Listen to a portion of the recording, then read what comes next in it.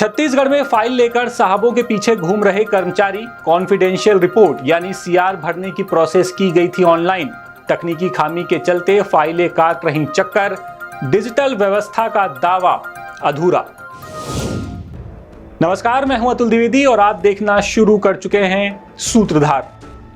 किसी भी राज्य की रीढ़ की हड्डी उसके कर्मचारी होते हैं। ये वही कर्मचारी हैं जो सरकार के हर फैसले, हर नीति, हर नियम को जनता तक पहुंचाते हैं और बदले में ये उम्मीद करते हैं कि सरकार भी उनका इतना तो ख्याल रखे कि उन्हें परेशान ना होना पड़े। लेकिन छत्तीसगढ़ के लगभग 4 लाख सरकारी कर्मचारी इन दिनों खासे परेशान हैं। इनकी परेशानी की वजह है साहबों के पीछे फाइल लेकर घूमना। दरअसल सरकार ने दावा किया था कि अधिकारियों और कर्मचारियों की कॉन्फिडेंशियल रिपोर्ट यानी कि सीआर ऑनलाइन भरी जाएगी। लेकिन सरकार के इस दावे की पोल तब खुलती नजर आई जब ये पूरा का पूरा सिस्टम धरा का धरा रह गया। क्या है ये पूरा मामला, बता रहे हैं रायपुर से हमारे विशेष संवाददाता विनय वर्मा।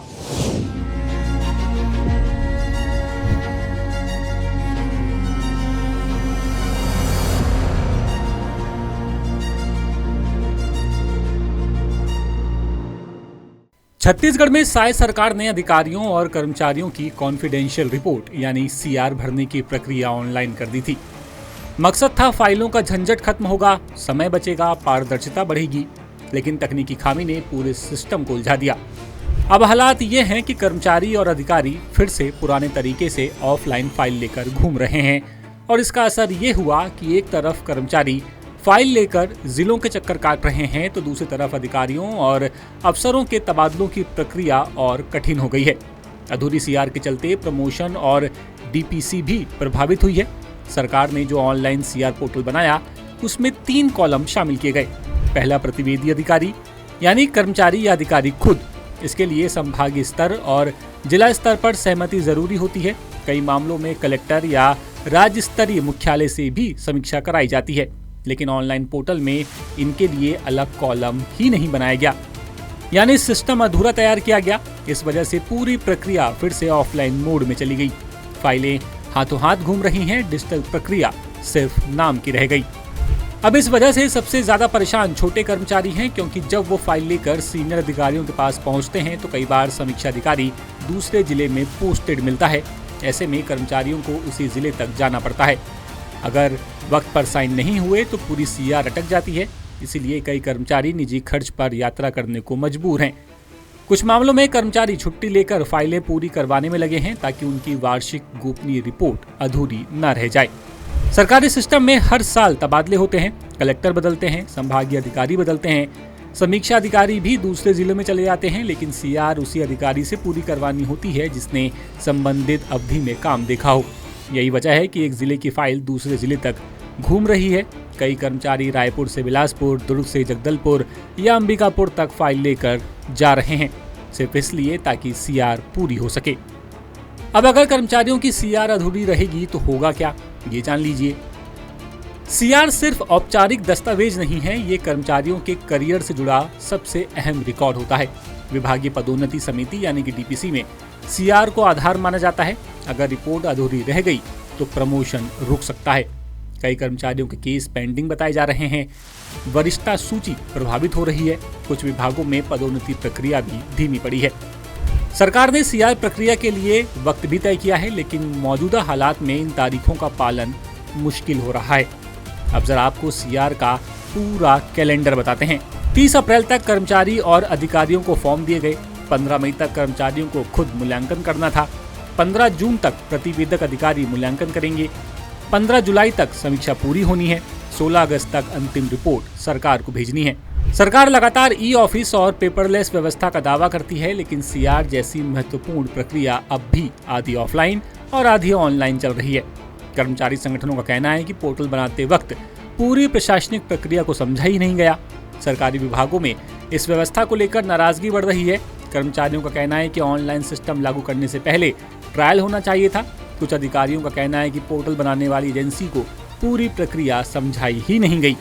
अब कर्मचारी डिजिटल सिस्टम के साथ साथ पुरानी फाइल संस्कृति भी झेल रहे हैं, यानी काम दोगुना हो गया।